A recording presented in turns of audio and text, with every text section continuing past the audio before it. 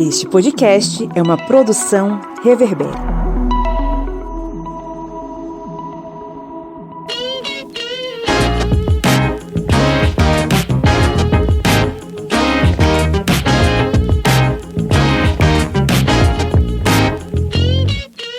Olá, ouvintes! Está entrando no ar mais uma vez o seu podcast sobre as ciências humanas. Esse podcast que resolveu caminhar contigo lado a lado pelo vale da aflição que é esse combate constante contra o império da ignorância.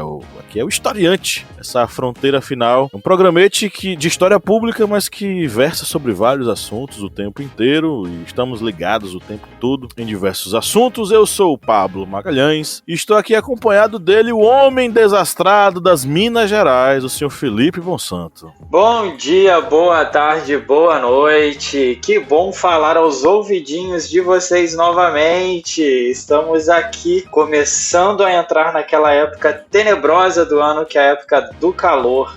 Tô pistola, hein? Tô bravo, hein? Não gosto de calor, não. Felipe Full Pistola. É isso aí. Novos tempos. Também temos aqui ele, o homem que montou um soviete na beira do Rio São Francisco e desde então ele luta contra o capitalismo, contra o fascismo e contra as big techs que captam todas as nossas vozes e o que a gente fala para vender coisa pra gente pelo celular. O seu Kleber Roberto. E aí, pessoal, beleza? É interessante, nas Big Techs a gente passa xingando alguém no carro. Esse Jeep é feio. Aí o pessoal manda propaganda de Jeep pra gente, sendo que a gente não tem nem dinheiro pra colocar o crédito no celular. Eles querem que a gente compre um Renegade. É interessante isso. Mas, Felipe, você faz o seguinte, você reclamando do calor, Minas Gerais deve ter mar, né, também, porque segundo lá a apostila de São Paulo, São Paulo capital, tem mar, né, segundo a apostila lá da Secretaria de Educação deles. Aí você aproveita, Minas tem mar também, então. Nossa senhora. Mano, eu vi esse negócio aí, que coisa absurda. Material didático que dizia, inclusive, que Pedro II assinou a Lei Áurea. Quer dizer que não foi ele que não assinou? Que negócio é esse? Revelações. Revelações. E também temos hoje a visita fantástica e maravilhosa dela, a mulher das psicologias, nossa querida amiga Eugênia Fê Cabral. E aí, Eugênia? Oi, gente! Ai, que prazer estar aqui novamente com vocês. Um beijo pra todo mundo. Vamos conversar? É isso aí, estamos tentando manter a sanidade mental. Quando você demora demais pra vir, a nossa sanidade começa a... Você tem que vir com a frequência maior, entendeu? Então, tô por aqui, tô sempre a um telefone de distância. Tamo junto, tamo junto. Bom, hoje estamos aqui reunidos mais uma vez para falar sobre um tema bastante sensível e delicado numa sociedade que é uma sociedade capitalista e que explora o indivíduo ao extremo. Hoje a gente vai falar sobre saúde mental dos trabalhadores e sobre essas práticas capitalistas medicamentosas que nós temos, que mantêm as pessoas o tempo inteiro ligadas a algum tipo de remédio, né? Seja para aliviar suas dores, seja para tentar fugir um pouco da realidade, né? Os famosos psicotrópicos. Mas assim, bom, qual é a problemática em torno disso e o quanto desse processo afeta as famílias trabalhadoras em nosso país? Mas antes, vamos para os nossos recadinhos. Vamos para a nossa área de recadinhos aqui no podcast do Historiante. Kleber Roberto, vamos lá.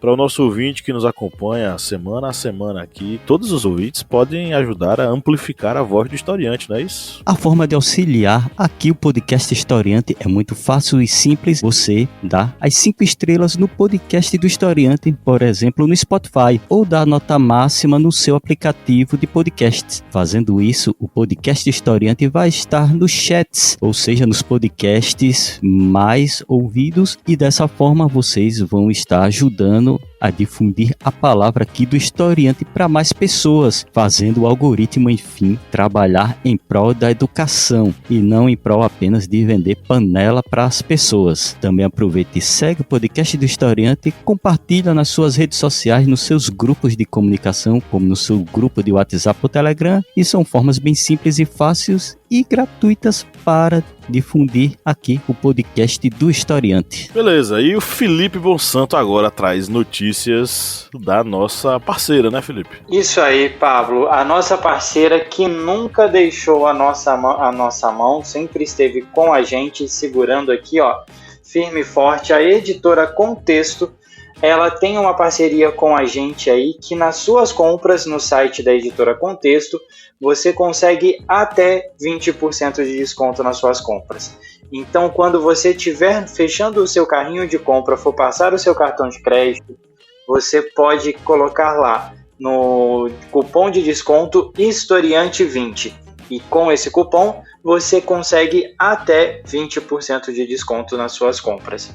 Então, para você que é apoiador, para você que é nosso ouvinte, para você que gosta da gente, ou até para quem não gosta, que vai começar a estudar e você vai gostar de verdade, você tem até 20% de desconto com o cupom Historiante20. Aproveita. Pois é, e inclusive chegou livro novo aqui da Contexto, tá? Chegou o livro História da Ásia, do professor Fernando Pureza. Ele é doutor em História pela Universidade Federal do Rio Grande do Sul e ele é professor de História do Oriente Contemporâneo pelo Departamento de História da Universidade Federal da Paraíba. O livraço História da Ásia. Inclusive, vou dar spoilers aí, o Fernando já confirmou participação aqui no podcast. Vai rolar uma mini-pad aí especial, falando um pouquinho sobre o livro, falando sobre alguns assuntos sobre a história da Ásia com o Fernando Pureza. Então fiquem ligados e ligadas para acompanhar essas novidades que vêm por aí. Beleza, agora vamos para o nosso giro de notícias, né, Felipe Bonsanto? Bora lá!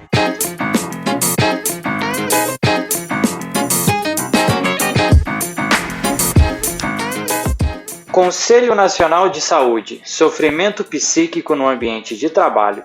Pesquisadoras apontam situação epidêmica na saúde mental do brasileiro. Em proposição da Comissão Intersetorial de Saúde do Trabalhador e da Trabalhadora, CISTT, do Conselho Nacional de Saúde, a 342ª reunião ordinária do CNS trouxe dados alarmantes sobre como a ansiedade, o estresse e o suicídio têm afetado a população ativa no Brasil. A mesa Transtornos Mentais e de Adoecimento no Ambiente de Trabalho, Ações e Intervenções para Proteger a Saúde e a Segurança dos Trabalhadores e Trabalhadoras, revelou que a situação de saúde mental no Brasil é preocupante e deve ser analisada como epidêmica. Exame: saúde mental. 33% dos funcionários brasileiros têm algum tipo de transtorno mental, segundo estudos. A saúde mental é um tema que está em alta nas políticas internas de muitas empresas e há motivos para esse destaque. 33% dos colaboradores avaliados apresentam algum tipo de transtorno mental em nível severo ou extremamente severo, segundo um estudo, um olhar aprofundado sobre a saúde mental nas organizações brasileiras, realizado pela Virtude neste ano. Jornal da USP: busca por medicamentos para a saúde mental cresce a cada ano no Brasil. A comercialização de antidepressivos e estabilizadores de humor cresce a cada ano no Brasil. Conforme dados do Conselho Federal de Farmácia, a venda desses medicamentos cresceu cerca de 58% entre os anos de 2017 e 2021. A população brasileira recorre de forma progressiva aos fármacos em situações relacionadas à saúde mental. De acordo com um levantamento divulgado em 2017 pela Organização Mundial de Saúde, OMS, o Brasil é um dos países mais depressivos e ansiosos do mundo. Cerca de 5,8% da população sofre com a depressão e 9,3% possui problemas com ansiedade. Esses dados podem explicar o, entre aspas, sucesso de ansiolíticos, antidepressivos e sedativos nos últimos anos. UOL: ex-Anvisa: farmácia tem que ser ponto de saúde pública, não local comercial. Qual é o seu CPF? Há algo mais do que um desconto tentador quando você ouve essa pergunta tão comum ao ir a uma farmácia pelo país. Os dados de pelo menos 48 milhões de brasileiros estão sendo usados por uma empresa, a RD Ads, para ganhar dinheiro com anúncios direcionados a cada pessoa, não apenas no site da farmácia, mas nas redes sociais e YouTube. É com você, Pablo. Beleza, vamos para o nosso editorial.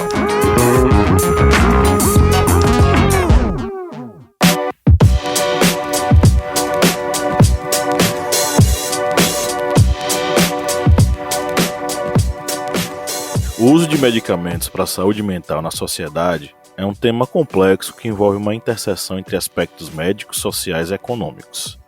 A saúde mental é uma parte fundamental do bem-estar humano e os medicamentos podem desempenhar um papel importante no tratamento de condições como depressão, ansiedade, transtornos bipolares e esquizofrenia. No entanto, a questão do uso excessivo e inadequado desses medicamentos e sua relação com o capitalismo merece nossa reflexão aqui. Em muitos casos, o uso de medicamentos para a saúde mental é benéfico e necessário para melhorar a qualidade de vida das pessoas que sofrem de doenças mentais. Esses medicamentos podem ajudar a estabilizar o humor, reduzir a ansiedade e aliviar os sintomas debilitantes. Porém, problemas surgem quando há um foco excessivo na medicalização das questões de saúde mental e quando a abordagem farmacêutica se torna predominante em detrimento de outras formas de tratamento, como a terapia psicológica, mudanças no estilo de vida e o próprio apoio social.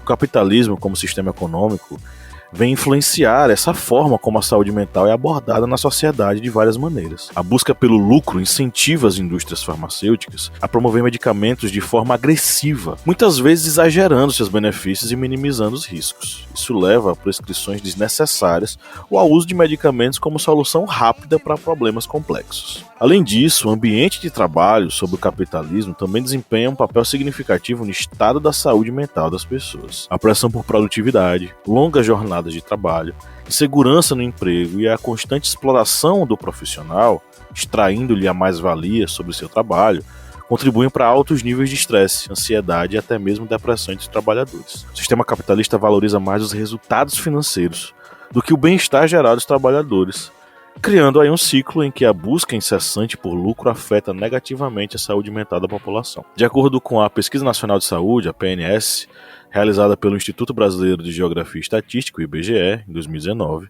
10,2% das pessoas com 18 anos ou mais receberam diagnóstico de depressão no Brasil. Dados oriundos do Sistema de Informação de Óbitos dão conta que o crescimento do suicídio é exponencial, e a ocorrência desencadeada por adoecimento do trabalho é notória. Nesse mesmo ano, foram notificados 13 mil suicídios no país, sendo quase 12 mil casos em população de 14 a 65 anos. Destes, 10 mil casos ocorreram em pessoas em atividade de trabalho. 77% desses suicídios ocorreram entre homens. Para abordar essas questões, é crucial uma perspectiva holística, completa, que reconheça a complexidade da saúde mental. Algo que não tem espaço algum nas relações de trabalho e explorações do capitalismo. Diante dessa problemática toda, como é que a gente pode abstrair, refletir, né, gente? O que é que vocês acham, meus amigos?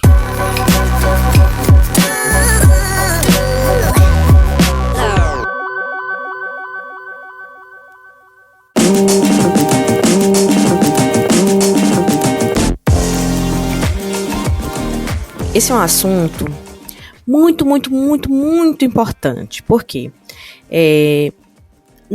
Assim que começamos a abraçar a medicalização na nossa sociedade e que ela veio para o tratamento de novas doenças e que cada vez foram novos diagnósticos, né? Houve um boom dessas relações do adoecimento com o medicamento, e isso falando especialmente sobre saúde mental. Ótimo, quando houve essa relação direta entre doença e saúde, melhoria e mudanças, foi muito bom socialmente. Porém, houve, e fica muito claro nos dados que a gente acabou de ouvir, que existe um exagero incrível no uso. Existe agora um abuso de medicamento para tratar distúrbios e transtornos mentais. A maioria deles vem, na verdade, de relações sociais, ou seja, não são por questões orgânicas, são por questões advindas de problemas sociais. Eu gosto de falar isso porque é importante que a gente tire da pessoa a responsabilidade do adoecimento. Assim como também é importante tirar da pessoa, do sujeito, a responsabilidade sobre a automedicação, sobre o abuso do uso de medicamento. E isso, assim, o Brasil está entre os o top ali, né, entre os ganhadores desse índice ruim de uso de medicamento para tratar transtornos de ansiedade, depressão, mas o mundo inteiro passa por esse adoecimento mental, né? E aí o questionamento precisa ser feito porque dentro dessa relação do remédio existe a relação da farmacêutica também, né? Da indústria farmacêutica, que, como também foi dito aqui na introdução, não é feita apenas para trazer saúde, mas para trazer lucros, e lucros para pessoas que não têm relação nenhuma com a saúde, são só investidores. Então, é muito importante esse momento que a gente está fazendo aqui. Desde já agradeço por me convidarem a tratar desse tema, que para mim é muito, muito importante, já que eu trabalho do outro lado, né? Eu trabalho com a saúde mental, mas não trabalho com o uso diretamente do medicamento. Mas vejo todos os dias a relação medicamentosa em cada pessoa que aparece ali com a questão a ser resolvida. Eu acho que a fala da Eugênia ela é muito pertinente e a gente precisa pensar em alguns pontos, né? Nesse ponto da questão da saúde mental, a gente vê um aumento exponencial nos casos de tratamentos médicos, de busca, né, por remédios para tratamento ansiolítico, remédios para tratamento de depressão, coisas assim, nos últimos anos. Se a gente pegar os últimos 4, 5 anos e a gente ver o que a gente passou com a questão da pandemia, a diminuição do poder aquisitivo, o endividamento do cartão de crédito, a gente vê o comportamento ansioso do brasileiro, né? E assim, cada vez mais doente, com cada vez mais conta, com cada vez a compra ficando mais cara, o desespero e a pressão no trabalho, né? Aquela coisa do, olha, durante a pandemia a gente via assim, olha, você vai ficar sem salário, você pode ser mandado embora a qualquer momento, a gente está cortando cada vez mais. Então, assim, isso causa depressão, né? Como a Eugênia falou aqui, que a doença, o start da doença não está em si no trabalhador, na pessoa, né? Mas em si no ambiente que ela vive. E a gente vem de um momento de muita pressão que a gente viveu nos últimos anos. E um outro ponto que me chama muito a atenção também, a gente, ao recorrer a esses medicamentos, não que seja ruim, quando necessário, é importante que se faça o uso de maneira responsável, é que vira e mexe, você vai em um consultório médico, você vai fazer uma consulta, alguma coisa assim, não é raro você encontrar na fila do médico um representante comercial de alguma empresa farmacêutica vendendo o medicamento. E assim, é um comércio isso, né? Eu conheço alguns médicos e a gente vê empresas farmacêuticas pedindo indicação de remédios, tudo, e dando em prêmios, viagens, dinheiro, congressos, enfim, assim, para que sejam indicados esses medicamentos para pacientes, né? Então, assim, existe uma irresponsabilidade muito grande nessa indústria também, né? Então é algo que a gente precisa ficar e estar sempre muito atento. Exatamente, um trecho que é muito importante realmente dito por Fernanda foi essa questão de se falar das questões sociais, até algo que foi também ressalvado por Felipe, das questões sociais e tirar a responsabilidade do sujeito pelo seu problema. Porque, infelizmente, nós vemos no meio social essa ideia de perfeição do ser humano.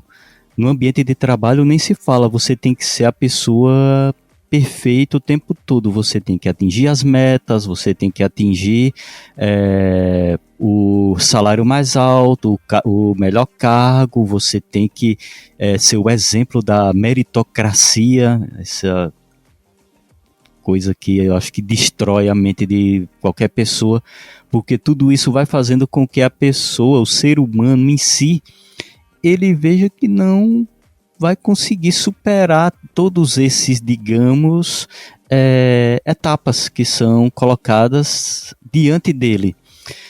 Uma coisa que até nos artigos que estávamos estudando, e teve um artigo da própria revista Exame, que fala exatamente sobre a questão do IA, a implantação do IA nos ambientes de trabalho, é o artigo Inteligência Artificial, mocinho vilã da sua saúde mental no trabalho.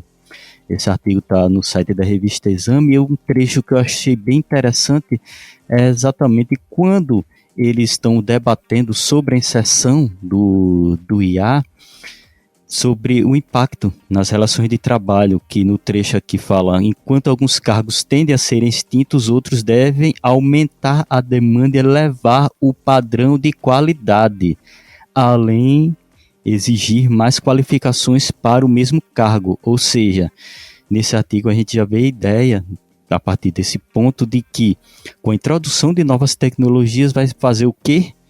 Vai se sobrecarregar mais ainda o ser humano. E novamente ocorre esse problema de que o ser humano, ele deve ser o ser que vai ser praticamente uma máquina, vai ser agora o ser humano contra a inteligência artificial. E isso vai novamente ser mais outro elemento para sobrecarregar a mente do trabalhador, que já vive nesse meio de tanta pressão por uma perfeição que, acredito eu, não exista. Interessante, Clebinho. Nesse momento está acontecendo uma greve de artistas de Hollywood. Imagine, então, essa relação do profissional com a inteligência artificial não é para amanhã. É uma discussão já do hoje. Quer dizer, eu falo que é hoje que está acontecendo, gente, mas já tem alguns meses que essa discussão já vem sendo tomada, com greve, né, mesmo lá dos nossos famosos que a gente adora, da indústria que é bilionária, né? A indústria de Hollywood, do cinema. Então, assim, roteiristas, os próprios atores estão discutindo o uso da imagem, né? O uso de roteiros que não precisarão mais, só serão baseados, né, no que já foi feito. Então, assim, a gente imagina que daqui adiante as relações profissionais vão ter esse peso maior de disputa, né, com a inteligência artificial, mas não está tão longe assim. Tem profissões que já estão fadadas a acabarem. E aí, assim, isso já traz pra gente do hoje, né, que estamos nesse momento na vida, já traz também um ambiente, uma relação com o futuro, uma relação de ansiedade. Então, mesmo que a gente não esteja vivendo no futuro, talvez você que esteja nos ouvindo para investigar o passado, então eu quero te dar essa mensagem, né, de que nós aqui, em 2022, 2023, já estamos sofrendo com ansiedade da relação do estresse que vem adiante com a imaginação de que empregos serão tomados, acabados, modificados, e o ser humano vai ficando cada vez mais obsoleto. E essa ideia, ela é tão questionada, por quê? Porque até pessoas de dentro da indústria de informação, né, de computação, já tem também pedido calma, né, assim, tipo, opa, peraí, vamos dar uma pausa e ver o que é que isso pode nos causar. Então, assim, as relações profissionais vão mudar, e a relação do trabalhador já começa com problema hoje, né, também em relação a esse olhar com o futuro. Sem dúvida. No final das contas, quem vai mais sofrer com todo esse processo vai ser o trabalhador, porque assim, enquanto o rico ele vai ter grana e tempo para cuidar da sua saúde, se alimentando bem, dormindo no mínimo 8 horas por dia, com todas as contas pagas e sem ter preocupação com esse tipo, o trabalhador ele vai estar se desdobrando para trabalhar de 8 a 12 horas diárias, fora o tempo que ele leva para chegar em casa, e a capacidade equilibrista de pagar as contas e sobreviver ao mesmo tempo. Inclusive, era uma coisa até que eu queria perguntar a Eugênia, porque assim, acredito eu, como leigo, eu não sei, tá? Eu sou um leigo, eu sou um historiador, sou leigo. Acredito que você atenda muita gente que tenha problemas de saúde mental, né, que lhe procuram para receber uma orientação, para fazer as sessões contigo e tal. O medicamento, a medicação, ela é de fato o caminho mais assertivo para tratar dessa saúde mental? Ou há outras estratégias, ou há outras práticas que possam ajudar na saúde mental dos trabalhadores? Das pessoas, de modo geral. Ótima pergunta. E aí, gente, é o seguinte, existe um estágio... Só queria me apresentar um pouco antes, assim, para as pessoas que não me conhecem. Bom, eu sou psicóloga, né, sou psicoterapeuta, trabalhei durante alguns anos numa clínica que tinha psicologia e psiquiatria. Então, acompanhei o doutor psiquiatra por anos e seus pacientes, né? Então, é o seguinte, lá a gente fazia um trabalho que era, além de fazer o nosso papel de psicólogo, a gente trazia essa questão do medicamento dentro do nosso setting terapêutico. Por quê? Porque as pessoas já vinham com a ideia de que o remédio ia viciar, que a pessoa não ia melhorar, ia ficar com o remédio dependente para sempre. Então, foi dentro dessa clínica psiquiátrica que eu vi e constatei seriamente, assim, e psicólogo não gosta disso, né? Psicólogo não gosta de medicamento, mas eu vi que realmente, assim, é eficiente. Tem coisas que não dá para tratar só com a psicologia. E aí eu digo só, assim, porque é realmente para fazer um trabalho integral. Tem questões orgânicas, a química inorgânica, sabe aquele... fatores cerebrais que precisam ser estabilizados, hormônios que precisam ser estabilizados, e tudo isso é uma questão medicamentosa. Maravilhoso que existe uma ciência que nos dá a possibilidade do tratamento de doenças sérias que antes a gente não tinha, né? Então, assim, por exemplo, esquizofrenia, alguns outros transtornos que a pessoa fica em desequilíbrio, o remédio equilibra. Então, realmente é efetivo. Quando o médico acerta a medicação, porque ainda tem isso, é meio que tentativa e erro. Então, um médico experiente, ele vai ali ouvindo você e ele vai identificar, né, o que é que você precisa. Quando acerta, é maravilhoso. Então, assim, as pessoas ficam um período tomando remédio, o remédio vai fazendo efeito, a pessoa vai fazendo a terapia, só que se uma coisa não mudar, a outra não resolve. E essa coisa que precisa mudar é o seguinte, a vida da pessoa.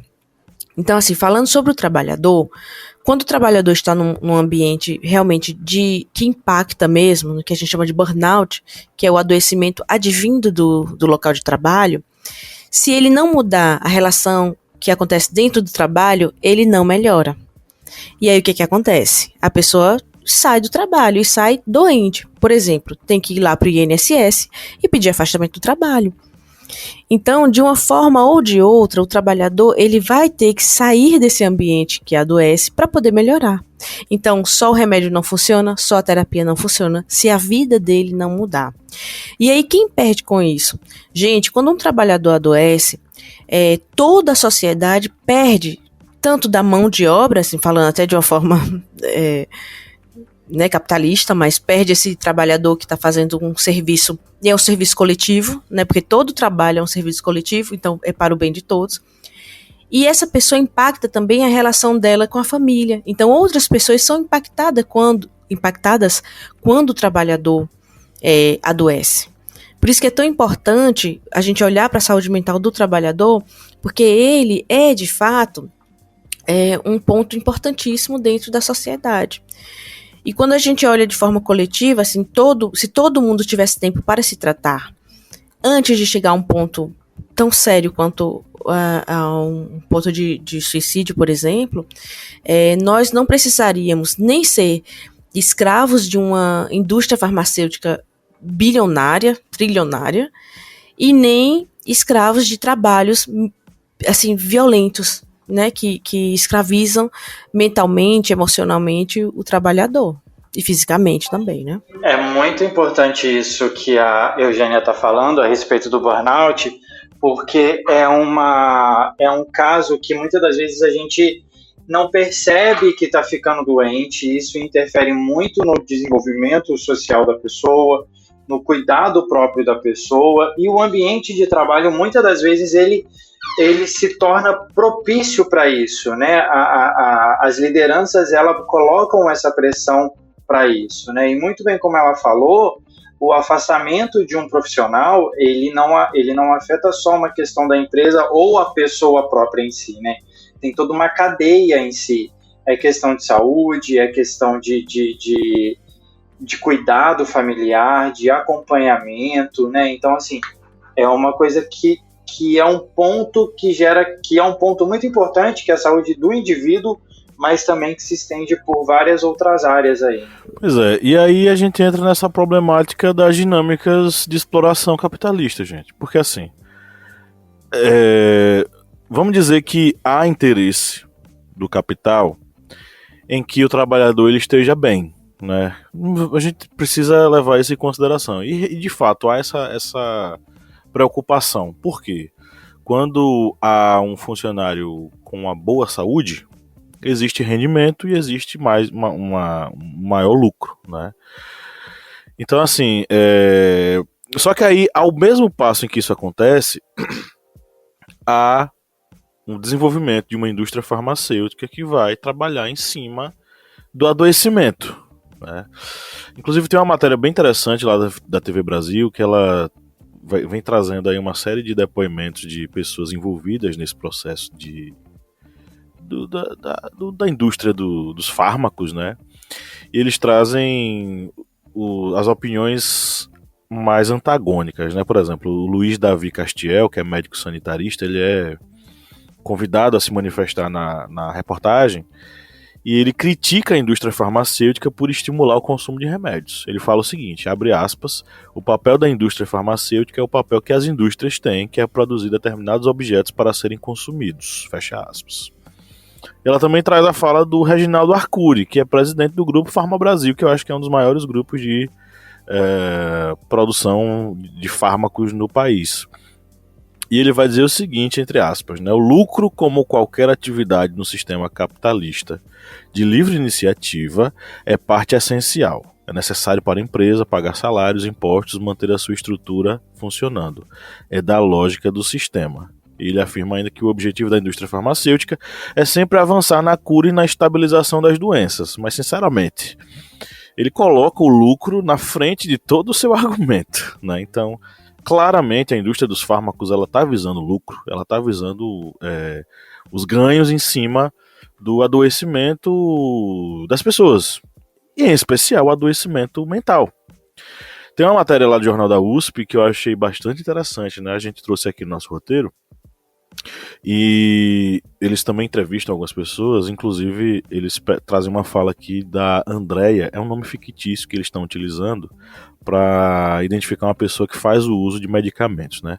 A Andrea vai contar os efeitos colaterais do uso do Zolpidem, indicado para atenuar os efeitos de um antidepressivo. Entre aspas, ela fala o seguinte: não deu muito certo, eu tinha muitas alucinações, cheguei a ser atendida pelo SAMU por conta delas.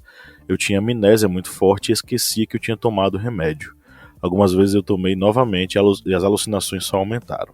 Eu tive que ir ao médico porque acabei me tornando um perigo para minha própria vida por conta de tanta alucinação com esse remédio. Então, assim, a indústria farmacêutica, ela trabalha justamente com a ideia dessa utilização que acaba sendo uma utilização indiscriminada da medicação, né? Eu sei que há todo um processo, e foi muito bom que a Eugênia tivesse falado sobre esse assunto, sobre o quanto um medicamento bem receitado e direcionado, ele traz benesses. Só que aí é que está o problema. Numa sociedade onde esse adoecimento ele acaba se tornando crônico e a saúde mental do trabalhador é tão, destruída, o consumo desses tipos de remédios, principalmente esses que ou acalmam, ou nos deixam, ou nos botam para dormir, eles acabam virando uma espécie de escape de uma realidade tão complicada, que é a realidade dessa exploração capitalista, né? Tem um artigo aqui que eu separei, que eu achei bastante interessante, né? É um artigo de um sociólogo falando sobre a questão dos usos dos medicamentos hoje em dia, mas especificamente ele fala sobre a questão dos transtornos depressivos no capitalismo contemporâneo. É o Elton Corbanese, da Universidade Federal do Mato Grosso do Sul, né? Ele é lá do Instituto de Ciências Humanas e Sociais, especificamente do Departamento de Sociologia e Ciência Política. Ele fala sobre como o capital, né, ele acaba transformando o indivíduo em um produto que se encaixe no mercado de trabalho, né? Ele tem um trecho interessante aqui que ele fala o seguinte: portanto, ao contrário da suposta liberdade humanista, que é a forma mais sofisticada e avançada do capitalismo pretende promover, assiste-se a uma nova servidão voluntária. Ainda que os investimentos se dobrem sobre os próprios indivíduos, é em função do mercado que o acúmulo de capital humano deve ser programado, executado e mobilizado. É dessa maneira que a racionalidade governamental do neoliberalismo reduz e une todas as dimensões da vida dos indivíduos e seus diferentes modos de existência à esfera econômica do mercado. Ou seja, o ser humano, ele não é moldado, ele não é educado, ele não é instruído para ser feliz, vamos colocar assim. Ele é instruído para servir ao mercado. E ponto. E nesse processo de servir ao mercado, há quem sirva e há quem não sirva. E mesmo aqueles que servem, eles passam por todo um processo tão absurdo de exploração, de pressão, de cobrança, que invariavelmente sua sanidade mental, seu controle, sua saúde mental de fato, né, na melhor acepção do termo, é destruída. O termo não é dilapidada, não, mas ela é extremamente, enfim, é um processo de adoecimento terrível.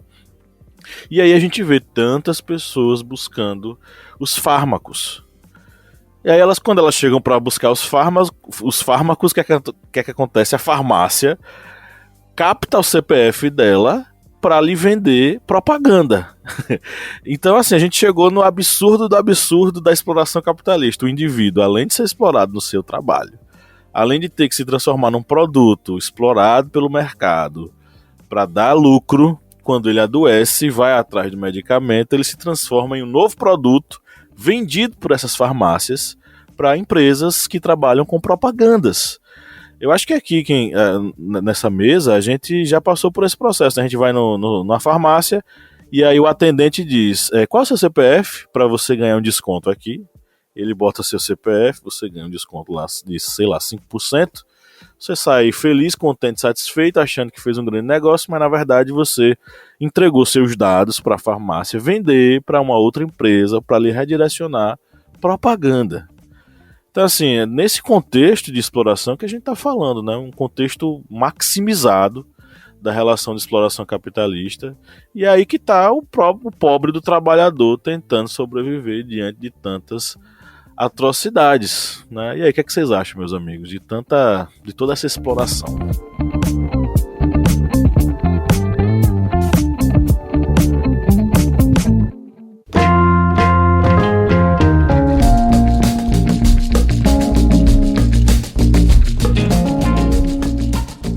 Acredito que isso acontece, principalmente, como dito, devido a essa necessidade de alimentar o próprio sistema capitalista e para se alimentar toda essa, digamos, essas engrenagens do mercado.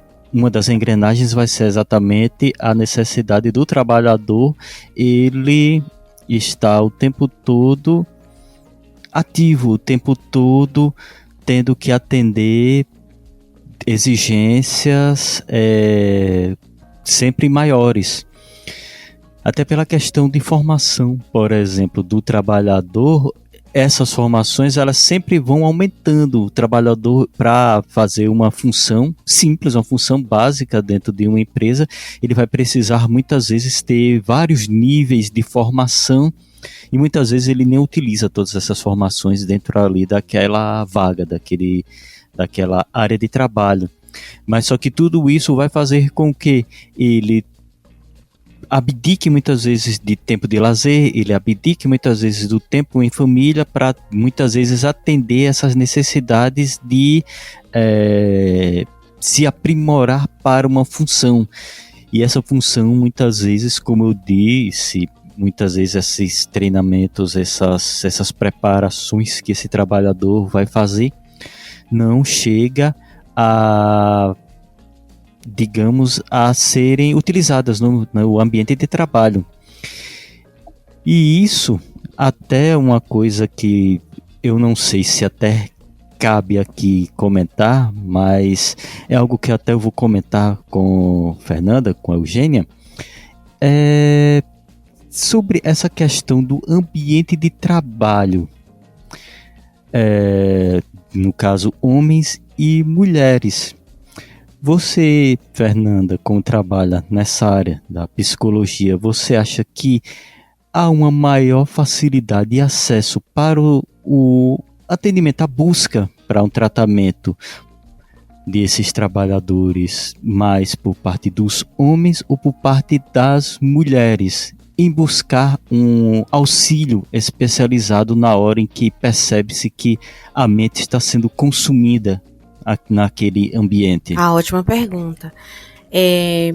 Na experiência que eu tive, né, dentro dessa clínica que era de psicologia e psiquiatria, o público era bem misto, né, assim, era bem diverso. Porém, ainda apareciam mais mulheres. Isso quer dizer que tem menos homens adoecidos? Não. Acontece que os homens, eles só vão mesmo para um ambiente desse, uma clínica, uma consulta psiquiátrica, quando ele já está nas últimas instâncias, né?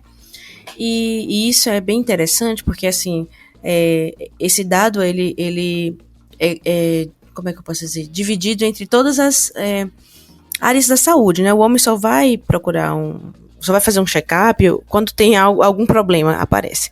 Com a saúde mental, ele retarda ainda mais essa busca, a procura do médico, né, do psicólogo. E é interessante, assim, os maiores públicos dentro lá que nós atendíamos eram professores, bancários, e aí tinha uma que era bem recorrente também, que era bem marcado, policiais, né?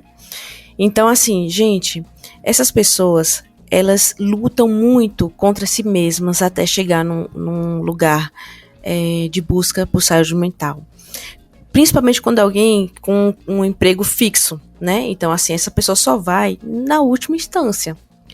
E apesar do Brasil, por exemplo, ter um índice de uso de medicamento tão alto, isso não quer dizer que ainda todos tenham acesso a esse medicamento, ou melhor, ao tratamento correto.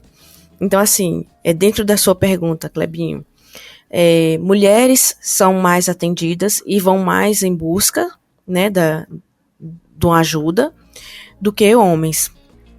E isso é interessante porque, assim, mulheres tentam mais o suicídio, por exemplo. Os homens morrem mais. Por quê? Porque os homens escolhem métodos mais eficazes e as mulheres menos eficazes. E quando a gente olha isso dentro de uma sociedade, e principalmente entre trabalhadores, então se a gente for pensar que se a mulher, com todas as dificuldades, ela ainda procura mais o médico, imagine esses homens trabalhadores que estão com problemas, eles são os últimos a chegarem nesse ambiente de busca por saúde. Então, eles morrem muito. Então, o burnout, que é isso, né? É o adoecimento, é o estresse extremo, é a doença advinda mesmo do ambiente de trabalho. Então, os homens são as maiores vítimas desse adoecimento e são os que menos procuram a tempo a saúde mental, né? O ambiente, né? O médico, a clínica, ou até mesmo o remédio. Eles são os que menos encontram. Né? Tem muito do machismo, tem, porque ainda mais assim, a nossa sociedade, e vocês, né, tô aqui entre homens, vocês precisam, como é que eu posso dizer, encarar as coisas de uma forma muito bruta, né, e todos, isso para todos, todos têm que ser, não podem não podem olhar para si mesmo, não podem falar das emoções, não podem falar o que sentem. Então isso também é um dado importante, porque assim como essas pessoas não chegam lá numa clínica psicológica ou psiquiátrica, elas não chegam porque antes disso elas já têm dificuldade de dizer, por exemplo, que está com um problema, que tem os pensamentos fora do comum, que estão deprimidos. Então, assim, isso tem muito a ver com essa ideia mesmo social. E aí é por isso que eu não fujo desse lugar. Eu sempre falo, a sociedade, o trabalho, tudo isso tem a ver com as relações de adoecimento mental. Por isso que não pode botar no indivíduo toda a carga ou até uma culpa por aquilo que ele está passando, né? Porque tem a ver com tudo que está ali ao redor. E o homem tem essa dificuldade, porque é mais difícil para um homem chegar para alguém e dizer, porra, acho que eu tô deprimido. Ele não chega. E assim, e se chega, já é de um estágio muito, muito avançado, em que precisa de muito mais energia para sair desse lugar. E há até quem retarde procurar ajuda por sentir que vai se tornar improdutivo, ou pelo menos que vai demonstrar que não, como é que eu posso dizer, que não vai dar todo esse retorno na empresa, né? Não sei se vocês já tiveram amigos assim, mesmo doentes, e aí digo gripados, com dor de cabeça, com febre, eles iam ao trabalho com medo de serem vistos como improdutivos e serem demitidos, né? Isso, não, exatamente, e por isso, né, assim, isso ficava muito marcado. O profissional, né, o trabalhador, ele só chega numa clínica de um psiquiatra quando ele já não está mais realmente aguentando em todos os sentidos. Ele já não consegue mais trabalhar, já não consegue mais comer, não consegue dormir, não consegue nada. E isso é muito sério, porque, na verdade, se essas pessoas pudessem ir antes, elas teriam um tempo, uma latência, sabe, assim, dessa fase ruim muito mais rápida de passar, né? Passaria por isso muito mais rápido, mas não. O trabalhador, primeiro que ele não tem tempo. Não é porque ele não quer, porque ele não tem tempo, ele não pode se dar o luxo de ir num psicólogo no meio da semana. Sabe? E outra coisa, gente, a gente tá falando sobre a indústria farmacêutica, mas eu vou te dizer, para a pessoa ter acesso a um tratamento de ansiedade, por exemplo, é muito caro. Quem tá ouvindo sabe. A terapia, ela é cara, né? Tem muito terapia já é. Exato, Isso. A terapia, desculpa até te interromper, mas é uma questão que muitas das vezes é privilégio. Uma pessoa não tem condição, muitas das vezes as pessoas não têm condição de pagar uma sessão de terapia. Isso. E o SUS às vezes nem consegue atender essas pessoas, né? E Felipe, tem isso. Às vezes o trabalhador tem o plano de saúde, só que ele não consegue essa liberação. Gente, o plano de saúde libera meia hora para uma terapia, o que já é muito pouco. E o trabalhador não consegue meia hora do dia dele para fazer uma terapia, o que seria, na verdade, bom para o trabalho dele também, porque ele não teria essa ausência. E outro dado importante é o seguinte, gente, quando a pessoa sai do trabalho afastado, né, pelo INSS por causa de depressão, o empregador dele fica com muita raiva disso. Então essa pessoa é vítima duas vezes, porque é vítima do adoecimento mental e é vítima também de um olhar muito crítico vindo, isso que Pablo falou, né, vindo do próprio trabalho, por isso que ele não quer estar nesse lugar. Então, assim, é muito duro. Se a gente for pensar bem, o trabalhador, quando a gente olha essa questão da saúde mental, ele é uma vítima recorrente. Ele não tem para onde ir. Porque não pode fazer um trabalho terapêutico, né? Assim, preventivo. Ele não tem tempo ele, inclusive, às vezes não tem dinheiro para pagar o medicamento. Então, é uma situação em que realmente precisa ser muito discutida. E ainda tem uma terceira coisa. Se essa pessoa sai do trabalho para fazer um período de tratamento mental mesmo, assim, com remédio, com tudo, vocês já perceberam que as pessoas criticam se essa pessoa não está dentro de casa? Quer dizer, aí tá lá na praia. Sim. Mas, gente, realmente a pessoa tem que ir pra praia mesmo. Vocês já pensaram sobre isso? Porque eu sempre pensei assim, gente, mas não faz sentido. Porque se a pessoa tá com um problema e é relacionado ao trabalho, essa pessoa tem que estar o mais oposto possível dessa realidade em que adoeceu.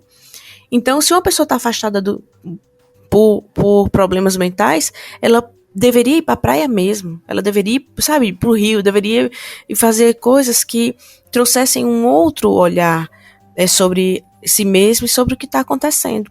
Então, assim, é uma enxurrada de crítica, são críticas muito pesadas. Se eu te falar também, esse tipo de crítica tá ligada à perspectiva que o próprio liberalismo tem sobre o trabalhador. O trabalhador é vagabundo.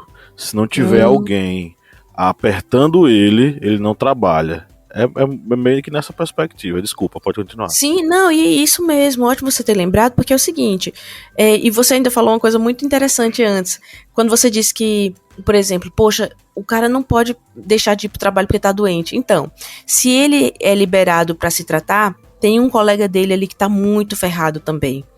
Então, por causa desse outro colega que tá muito ferrado, essa crítica vem. Então, assim, pô, eu também tô doente, tô aqui.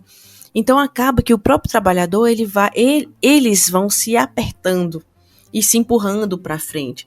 E aí as pessoas só vão caindo no abismo, o abismo da doença, o abismo do alcoolismo, porque o alcoolismo para o trabalhador também é um lugar de escape. Porque como o Felipe falou, a terapia é muito cara, o remédio é caro. Então as pessoas vão para outros lugares, né, para amortecer essa dor e esse adoecimento. E os trabalhadores, no final, não têm esse acesso tão fácil pelas empresas a um tratamento. E muitas empresas que poderiam oferecer isso, ao invés de oferecer um tratamento especializado, fazem a contratação de coaches, né? Para ficar berrando ali no ouvido do trabalhador, ó, você tem que ser mais produtivo, dê seu grito de liberdade, cresça com a empresa, e a pessoa já está ali com a mente totalmente frita, já totalmente deteriorada, e ouvindo ainda conselhos, né, para trabalhar mais, para fazer aquilo que ele já não está mais suportando muitas vezes. E o que está ocorrendo eu acho, não sei se até perigoso, essa substituição do especialista, o psicólogo, o psiquiatra, terapeuta, a pessoa com formação, pelos coaches que só pregam o crescimento financeiro das pessoas. Ou a futilidade. Como ficar bem pra render mais, né? Você já viu o coach que diz que libera o animal que existe em você? Você já viu esse cara? Que ele fica em cima do palco. Ele faz todo mundo gritar, que ele, tipo, batendo no peito, né? Pra soltar o animal que existe em você. Aí ele diz que o animal dele é um gorila. Aí ele fica ajoelhado. Aí ele começa a imitar um gorila. E aí ele manda todo mundo gritar e soltar o animal que tem dentro de você. Aí as pessoas, tem uns que latem, tem outros que fazem um grito de, parecendo o rosnar de uma onça, de um urso, sei lá. Cada um escolhe o bicho interior. O meu é o bicho preguiça. Eu seria um viado também. Gritando, viado grita. Rapaz, não sei se viado grita, não. Ai, não grita, mas belamente pula e corre, é a coisa mais linda do mundo.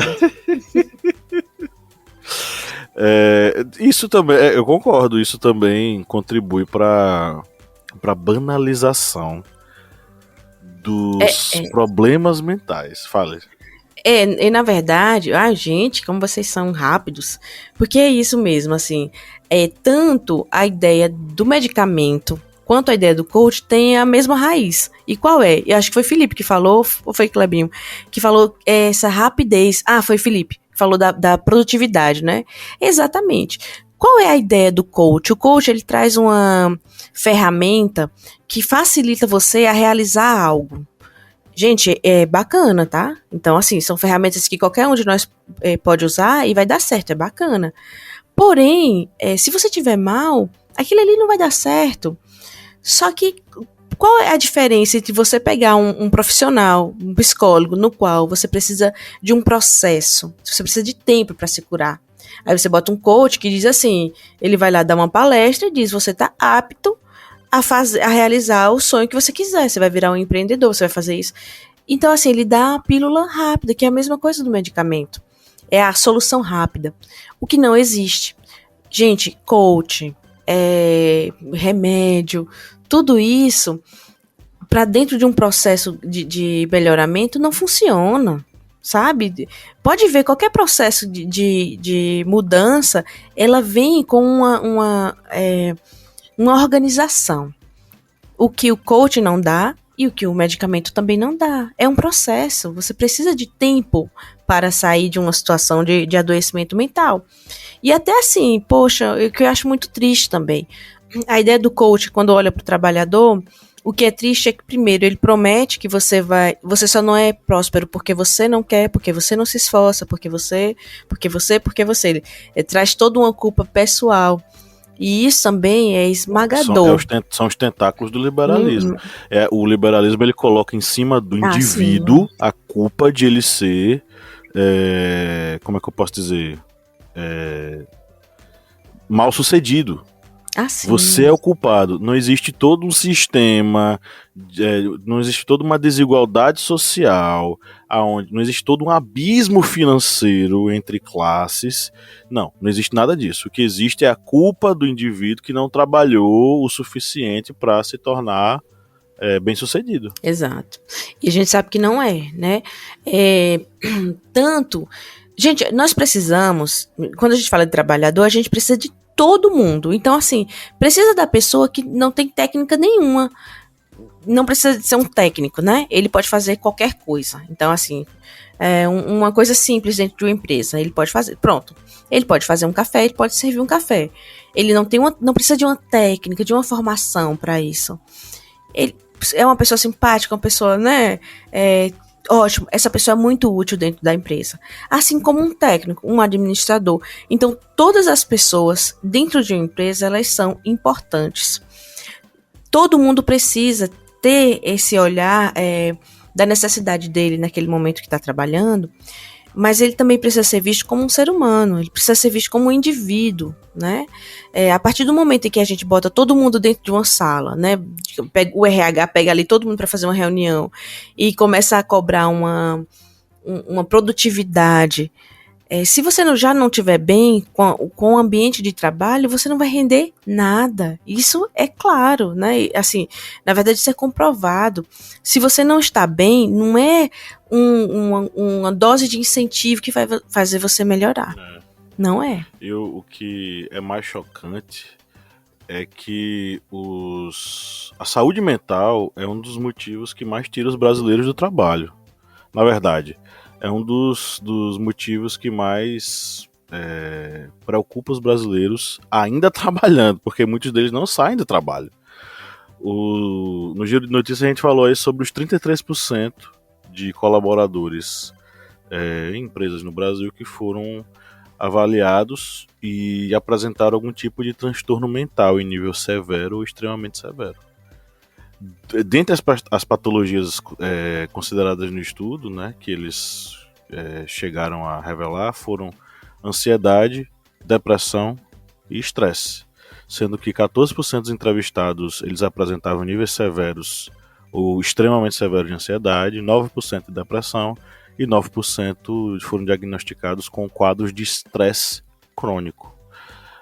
Essa pesquisa, ela foi publicada aqui na revista Exame e foi realizada pelo órgão Vitude. Para apuração desses dados, a empresa aplicou escalas psicométricas, obtendo a resposta de mais de 25 mil trabalhadores de 22 organizações diferentes. De 25 mil, 33% tinham algum tipo de transtorno mental em nível severo ou extremamente severo. É muita gente. É muita gente sofrendo. Ok, meus amigos, alguma fala para finalizar esse momento, para irmos para as indicações? Vocês querem dar uma palavrinha mágica final ou não? Eu queria falar uma coisa. Por favor. Que foi assim, na verdade, isso deveria ser do Giro de Notícias. Porque foi agora de agosto, né, gente? Vocês acreditam que ficou faltando remédio para TDAH nos Estados Unidos? Imagine, isso é agora, sabe? Dia 20 de agosto que foi que a gente ficou sabendo aqui, né? Porque lá já é notícia, mas acho que foi O a berço do BBC. capitalismo? Não acredito. Pois é, Esse a BBC país News maravilhoso? Brasil. Pois Olha é. o que o capitalismo faz, né? Não, exatamente. E assim, as pessoas lá também estão tão doentes, né? Porque assim, o substrato ele é para TDAH, mas ele é também o mesmo que faz para ansiedade, é uma base para outros tipos de medicamentos. Então, assim, se a gente imagina uma sociedade em que as pessoas estão se drogando tanto, amortecendo tanto, ao ponto de faltar medicamento. Imagine o que. Lembra quando falava que ia faltar água e as pessoas iam fazer guerra por água? Imagine a guerra que pode vir dessa busca por um medicamento que, entre aspas, é a única coisa que te deixa sã, né, no mundo, para você trabalhar, para você acordar, para você dormir, para você viver. Então, assim, essa é uma discussão que precisa ser vista agora, porque, embora pareça algo tão assim, até leve o que eu tô falando sobre isso, mas isso tem implicações muito sérias, né? Porque, inclusive, pode ser um golpe, pode ser uma forma de criar escassez para aumentar o valor também sobre esse medicamento. Então, imagine, como você disse, um país capitalista, rico, com tudo mais, que tem colocado esse lugar, os trabalhadores dele. E nesse caso, as mulheres lá são as que mais consomem esse tipo de medicamento. Fala, Felipe. Não, eu ia comentar, até pelo que eu e o Eugênia estavam falando, tem essa questão do acompanhamento da medicação, tudo o que acontece, mas também existe uma parcela da população que se automedica, né? Então a gente tem uma galera aí que não se preocupa com a prescrição médica, né? Já vai lá, já consegue de diversas maneiras o medicamento de forma clandestina e se automedica. Eu conheço pessoas, e eu já até usei também em alguns momentos Zopidem, para poder conseguir dormir, para poder conseguir relaxar sem acompanhamento e sem prescrição médica, que é algo muito perigoso. Ai, bem lembrado, Felipe, exatamente. E eu acho que assim, é um grande número, é tão grande esse número, né, da automedicação, que a gente nem tem dados sobre isso, porque não tem como ter. Porque assim, imagina, se tanta gente é diagnosticado com algo e recebe uma receita e consegue comprar na farmácia, e isso vira um dado de que o Brasil é um país que mais consome esse tipo de medicamento, você dobra esse número entre as pessoas que estão usando esse medicamento também, porque viram o nome e fez bem para fulano que conseguiu ir no médico. Então, assim, é muito alto. E aí vem os erros, porque, se não me engano, foi Pablo que disse da questão das pessoas tomarem o remédio e começarem a se sentirem mal também, não conseguirem seguir a vida porque estão adoecidos por outras questões que o medicamento trouxe. Então, assim, é um dominó, né, de problemas que isso traz. E a indústria deveria ser responsável por isso. Deveria ter mais informação sobre isso, mais informações sobre isso, para quem está tomando, para quem está do lado, e alternativas também, porque nós temos alternativas alimentares, do corpo, né, de movimentar o corpo, de mudar a vida, mudar o horário de trabalho. Gente, às vezes só precisa tirar a pessoa de um turno, ou que a pessoa possa ter um fim de semana e não só um dia, numa segunda-feira de folga, sabe? Então tem questões que podem melhorar a vida do trabalhador sem que seja que ele precise ir para um remédio para ter isso. E só lembrando, pessoal, que este é o primeiro episódio, né, em setembro que se inicia todo o ano, setembro é o Setembro Amarelo, né, que tem o combate, a prevenção ao suicídio aqui no Brasil. E só ressalvando que não é só falar ou então utilizar ali um lencinho, um adorno amarelo. Quem necessitar, quem sentir que realmente sua mente está sendo consumida por algo, procure um tratamento especializado, procure quais são as instituições, CAPS, não é? CAPS. Sim. E tem outro que... Centro de Apoio Psicológico, né? Sim, isso. Vocês procurem um atendimento especializado. E esse atendimento e essa busca não se resume só a setembro, viu, pessoal? Qualquer momento, qualquer mês, semana, dia que você realmente sentir que está precisando de ajustar a saúde da sua mente, procure. Como bem disse aqui Eugênia, não deixe chegar a um momento de que sua mente esteja já totalmente em frangalhos para procurar este auxílio, porque muitas vezes, infelizmente, não vai ter tempo suficiente para se procurar isso devido à destruição da mente da pessoa.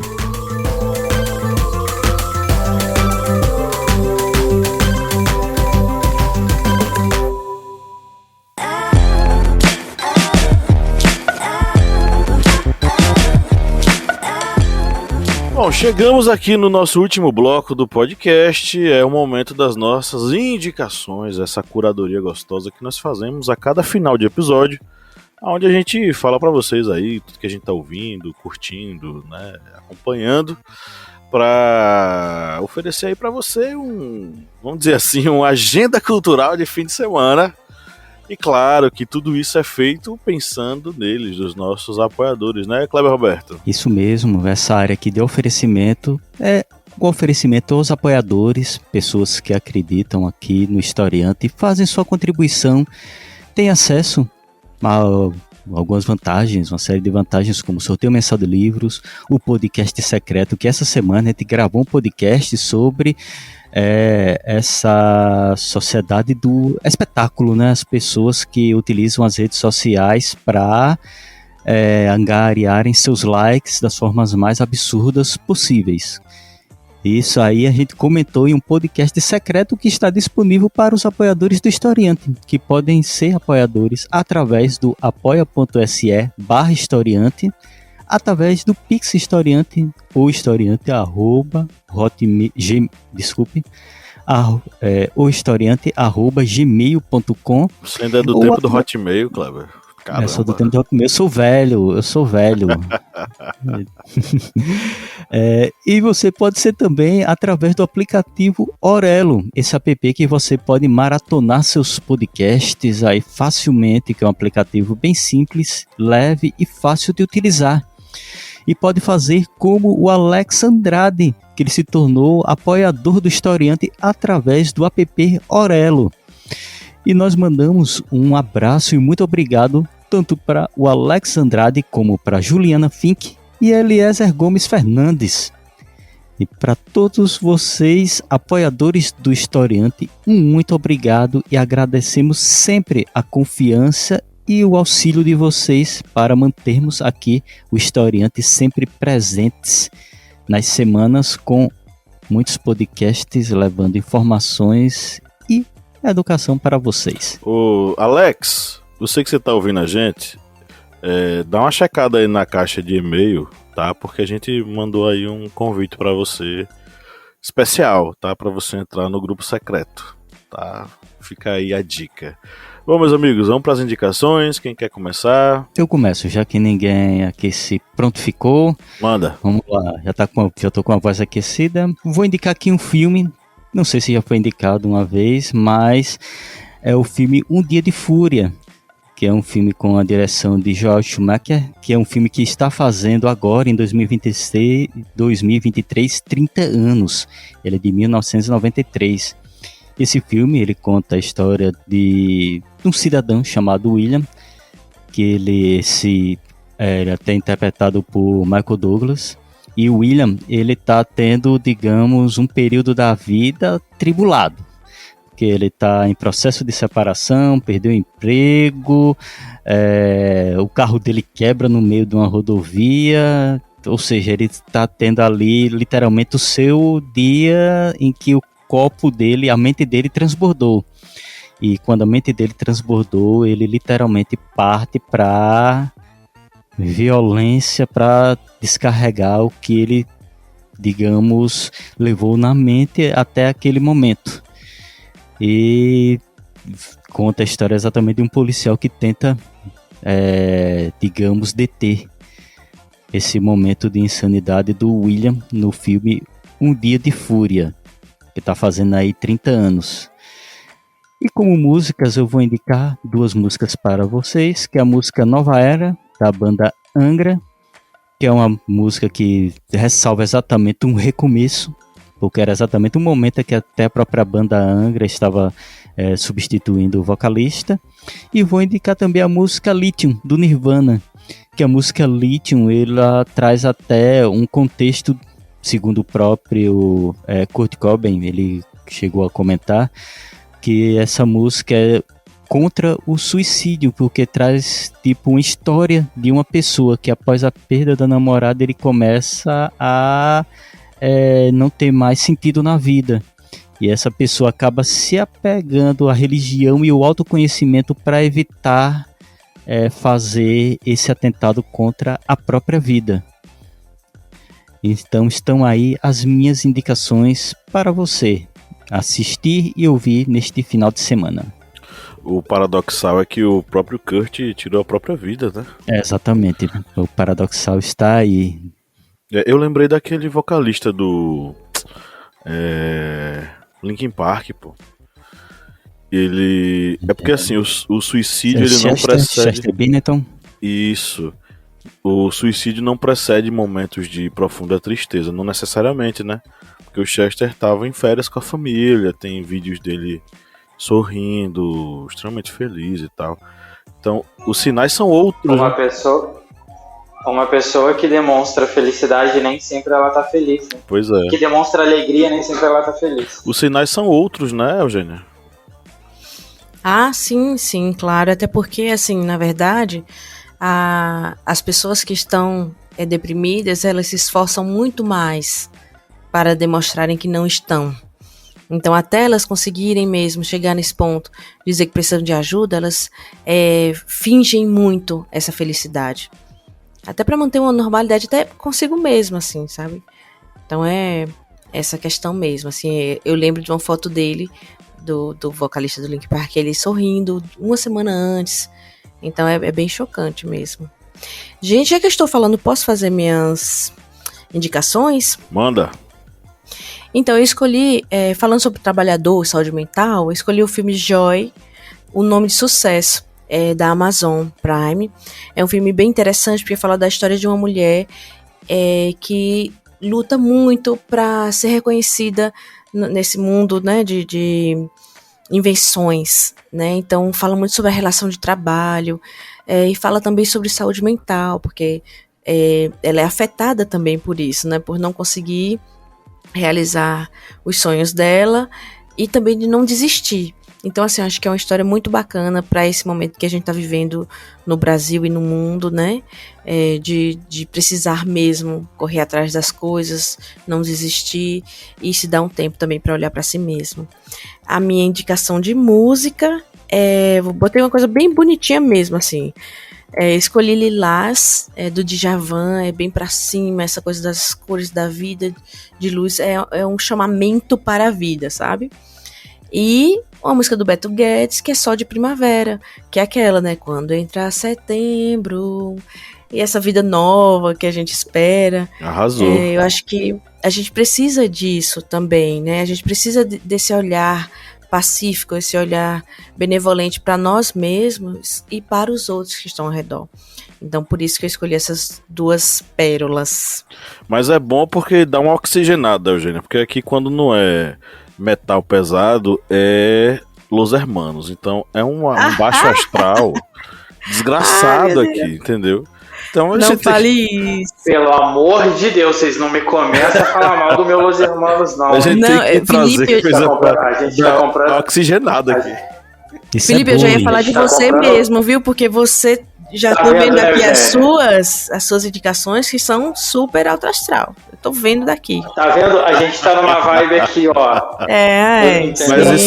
Mas Eugênio, isso é raro, pô. Isso aqui é raro. Geralmente, Felipe é Los Hermanos, é uma depressão, é um negócio assim. É porque o Eugênio veio nesse episódio, entendeu? Eu que jogava o astral lá em cima. Então, alto em cima. Naldo. Vamos pra cima. Naldo pegou Naldo pesado. Penny, Naldo pegou pesado. Na playlist vai ter uma música do Naldo. Se preparem, tá? Ah, meu Deus! Bora pra cima. Eu vou mandar minhas indicações aqui antes que Felipe comece a falar de Los Hermanos. Bicho, eu hoje dei uma aula sobre as consequências da bomba atômica no Japão. E eu acabei escolhendo um documentário muito pesado pra passar, que é justamente esse que eu vou sugerir pra vocês que estão nos ouvindo. É Clarão Chuva Negra, a destruição de Hiroshima e Nagasaki. Ele foi produzido pela HBO. Perdão. Tem o padrão HBO de qualidade no roteiro, na escolha dos entrevistados, enfim.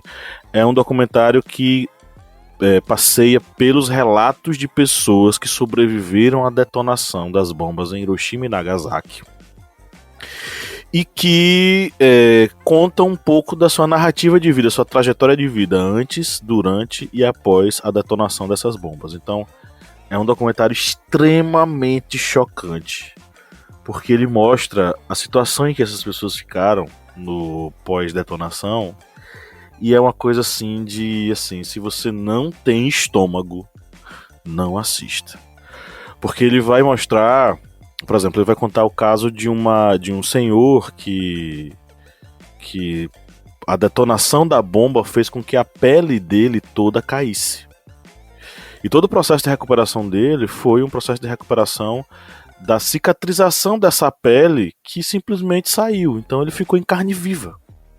E até hoje ele levanta a camisa e mostra que até hoje o corpo dele é quase que uma peneira de tantos buracos, principalmente entre as costelas. E há um momento em que ele fala, que é o mais chocante disso, que a depender do ângulo que você olha pra ele, se ele tivesse em camisa, você consegue ver o coração dele batendo.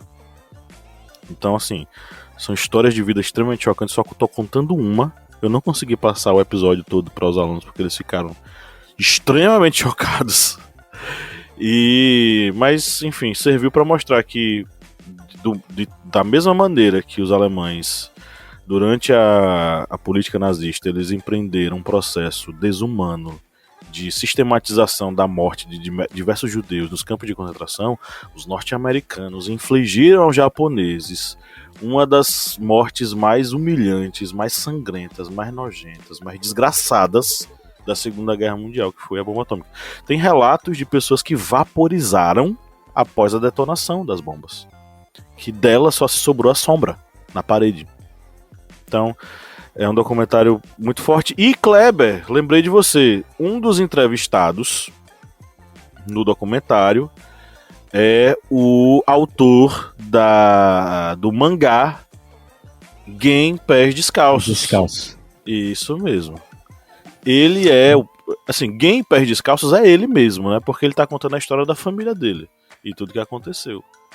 É um livro até que pode colocar até aqui nessas dicas, é O Último Trem de Hiroshima, que é um livro baseado nos relatos de É muito bom. dos sobreviventes da bomba atômica de Hiroshima, sobreviventes da bomba atômica de Nagasaki, pessoas que sobreviveram às duas, porque teve gente que ficou gravemente ferida em Hiroshima e foi levada no último trem de Hiroshima para Nagasaki, chegando praticamente no mesmo momento que Nagasaki foi atacada. Ou seja, pessoas que sobreviveram às duas bombas. E também tinha dos uma pilotos. terceira, né? Oi? Fale.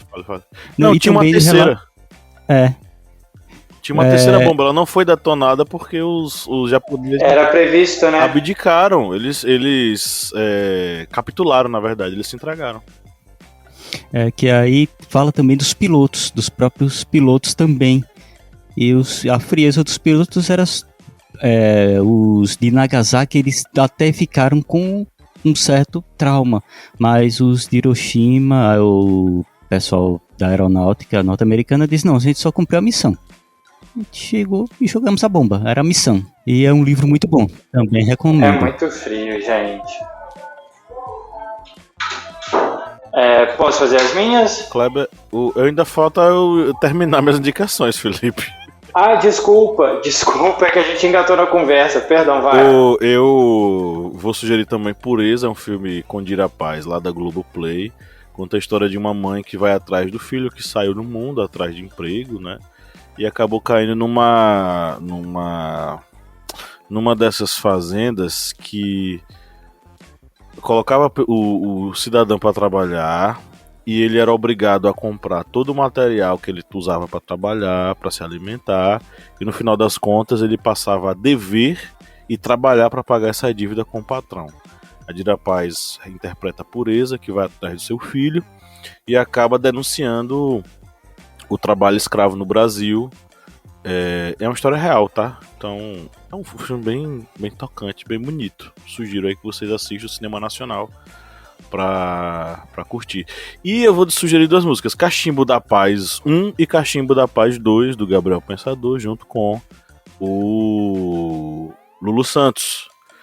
Cachimbo da Paz 1 e 2, eles falam sobre a questão da maconha, né? E da relação da sociedade branca ocidentalizada brasileira com os indígenas em nosso país.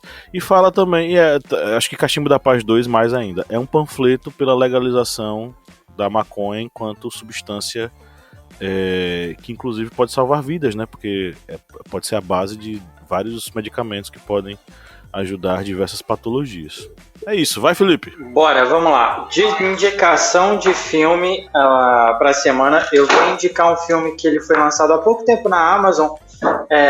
Ele é baseado em um livro, mas ele virou filme e já tem uma projeção aí para continuação, que é Vermelho, Branco e Sangue Azul.